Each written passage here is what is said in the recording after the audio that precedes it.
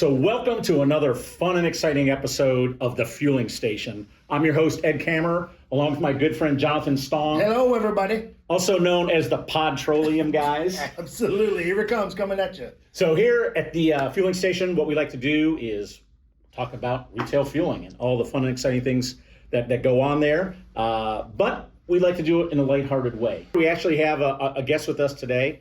Our special guest is Dan Boyle. He's the product manager for below ground products here at OPW Retail Fueling. And actually, I found Dan, 7 years now? 7 years ago, About 7. Literally found Dan in a tank hole. And I said, Dan, you're a smart guy. I know you enjoy installing this stuff for a living, but let me do you a favor and pull you out of the tank hole and put you in charge of something a little bit more exciting. And why don't you come work for OPW and be a product specialist? And then we made him a product manager. So Dan, tell us a little bit. I know you've got spent a lot of time in the field as an installer, as a service tech. So we're excited to have your perspective. We'll talk about the importance of training and why it's important to keep all of your certificates up to date. And then also, probably more important than that, for the end users out there, the importance of making sure that the contractors that you hire have their certifications and everything's up to date. But before we get into that, Dan, why don't you go ahead and introduce yourself? Tell us a little bit about you. I know we're super excited to have you on OPW's team, and I couldn't think of a better guy to talk about installation than you. But no, I coming over to OPW was a fantastic move. I really like your spill buckets, and then I also liked you guys too. So it's been a good fit so far. But you're right. I've been on pretty much every side of this at this point. I started as a service tech and then kind of got into the more heavy duty stuff and some of the installation. And I've worked at distributors, contractors. I've worked for a large end user. So coming over here to the manufacturing side kind of closes it out full circle. Able to kind of put my hand on what parts get to go in the ground, which I've had a lot of interest in for a lot of years. So Yes. It's fair, if I could here, Dan, it's fair to say you've seen every aspect, good, bad, or indifferent, soup to nuts for installation, above and below ground. Covered the spectrum. I'd say that's absolutely the truth. Well, and I know, and when you were talking about this, and Dan, you brought it up too, this is probably one of the most passionate series, if you will. I mean, talking about the installation, just like you're saying, what have we said for years? The product's only as good as the worst installer. Yeah. So we feel, and we know that we make an incredible product. Yeah. And the system is only as good as your component. It's very important for us because things are changing. I mean, technology changes, our products change, and we want to make sure that the contractors are up to date with all the new technology, the techniques. And, unfortunately, this is an industry of, I've been doing this for 30 years. I know what I'm doing. Absolutely. And people don't like to change. People don't like to change. They don't like to try anything new. And we could do a whole episode, and we probably will, about when we brought the loop system out and how everyone fought against that. Said you can't do that. But anyway, we'll stick to insulation. I think Dan, you had another quote that you told me earlier that I thought was kind of funny about. In terms of certifications. If you go out there and you pick up a contractor with no certifications, no FlexWorks training. A regulator and inspector is going to look at that guy the same way he's going to look at my 4-year-old. Yeah. Both of them can put pipe in the ground, but without somebody properly training and properly explaining how, there again, your system's only as good as the installer.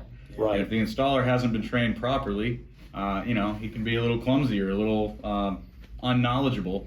Which, and that's one of the things that we want to protect people against, which is, that 2-year training is because things change. I mean, even since I've been here, we made significant changes to some of the training based on, some of the FlexWorks installation practices and stuff that you need to look at. So getting them back in every 2 years, it's really, really important to keep that high quality. So let's just talk a little bit about the training that's out there that's required for a guy that's, going to come on site, throw a tank in the ground, run piping, install spill buckets, and then eventually drop a dispenser on and start this thing up. So, I think that the first certification that all these guys should have is provided by their state, and Absolutely. It's their underground storage tank, whatever every state has their own, their own process, their own certification. But I think that's probably one of the first certifications is make sure that your contractor is certified by that, and that's state by state, that they have a current. I think they usually have to go in, like a lot of states, it's like an 8-hour course once a year to make sure that they're current. And again, it's called something different in every state. Absolutely. But for the most part, it's an underground storage tank license. basically gives you the license to bury a tank underground. And that's sometimes the state will do that training, or sometimes the state will hire an outside agency to do that training. So that's the first training. And then, the next one, our industry really, if you think about it, leaves most of the training up to the manufacturers. It's our responsibility to make sure that these contractors are certified to install the product to our specifications. We'll talk about piping, for example, because that's a good one there. So the piping we manufacture has to carry a UL listing in order for it to be installed. But in order to have that UL listing, UL states that pipe can only be installed by a certified contractor who is certified by us as the manufacturer. Well, and that's critical, because truthfully, other than those individuals who've designed the product and understand the expertise of the application, who better to put together a list of criteria to make sure it's done properly? And that should be the manufacturer. And like Dan said, we do this every 2 years. You do this, the preferential way is to do it on site, right? Every 2 years, and it's a free service, right? Go out to the job, ensure they have the proper equipment, the proper mindset, the proper safety criteria, because that's another big thing too. Ed, you're talking about having the certifications by the state. They need to go through OSHA training too, and certifications for safety trainings by end users, having like safety passports and such. So when it gets to us, hopefully they're already in that diligent mindset that, okay, I've got to take this system and put it together, and at the end of the name, it's not just branded by the manufacturer, but I put my name on it, and I, in essence, am warranting this system for about a year until the manufacturer kicks in. Contractors, please keep track on those certificates. UL requires the manufacturers for that training to expire every 2 years. That's right. And dovetailing on that too, what we said is, we'll go anywhere. We'll go anytime, as long as respectfully we have enough time to plan to get where we're needing to go safely, responsibly, have all the equipment. That's the other one. Hey, can you do flex torque training? Yeah, when do you need me? Oh, can you be on site in Boise, Idaho tomorrow? Yeah. Okay, I'll be right there. Those are my favorites. But it does happen.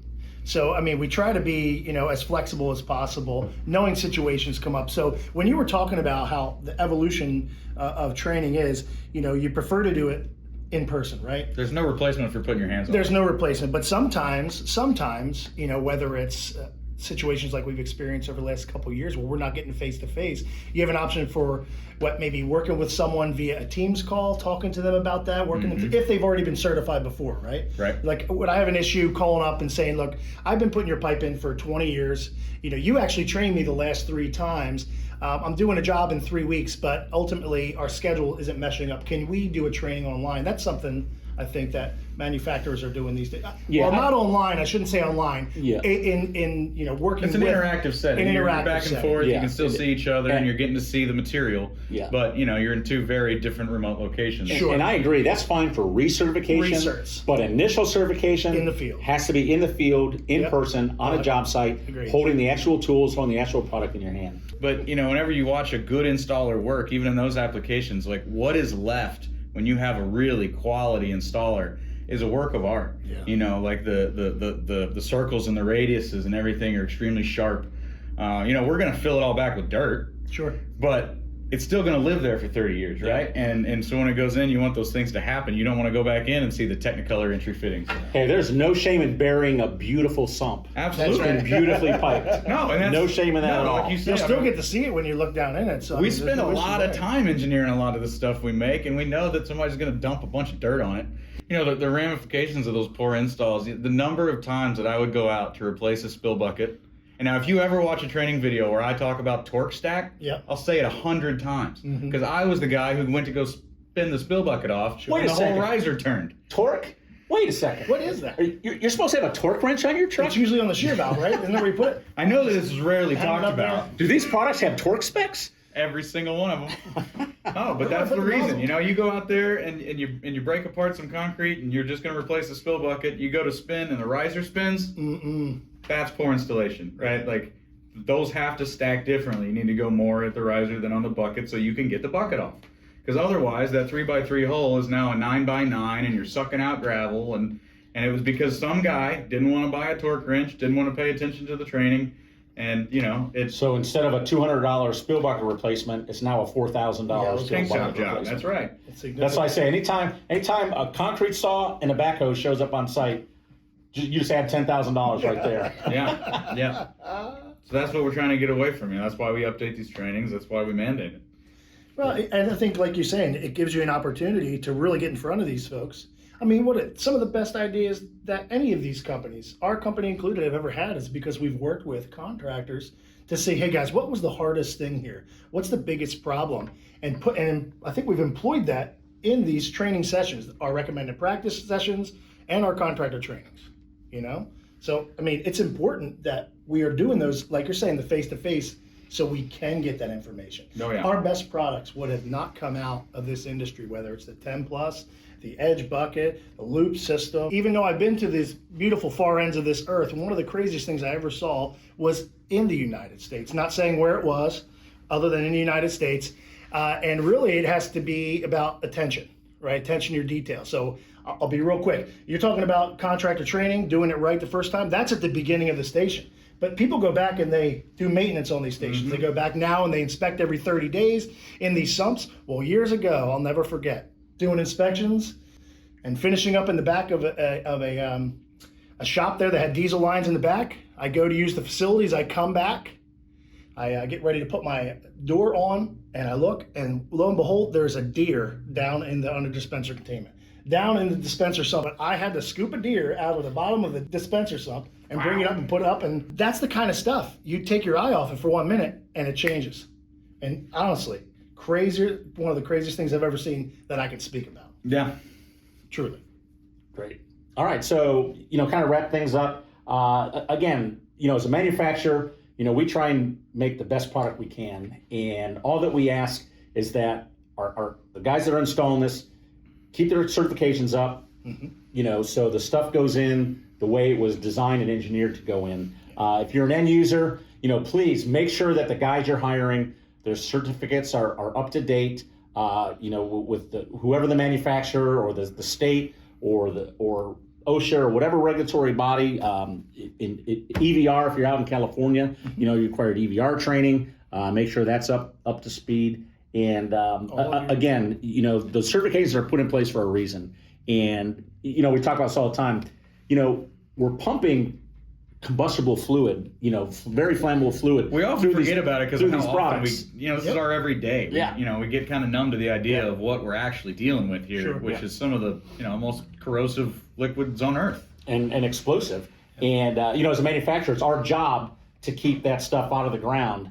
And, we only ask that the contractors do their part too, and do everything they can to make sure that when they install a system that they're going to keep product out of the ground too. And not just bare minimum, right? I mean, this is skilled labor, right? Yeah. This is, take pride in this stuff because this is going to last forever. If you've ever seen a, conduit, like 500 conduit come out of a conduit trough and they're all perfectly bent together by an electrician, that is just something beautiful to see. Dan, I think we all have pictures of that, like in our living room. That's how messed up we are that we enjoy this that much. I have beautiful. There's a picture of my son, my daughter, a dog. And this beautiful piping run that I did in 1996.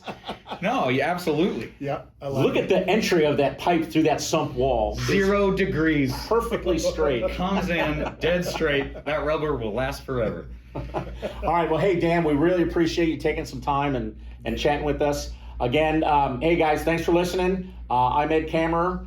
I'm Jonathan Stong. We are the Petroleum guys, and thanks for listening to the Fueling Station.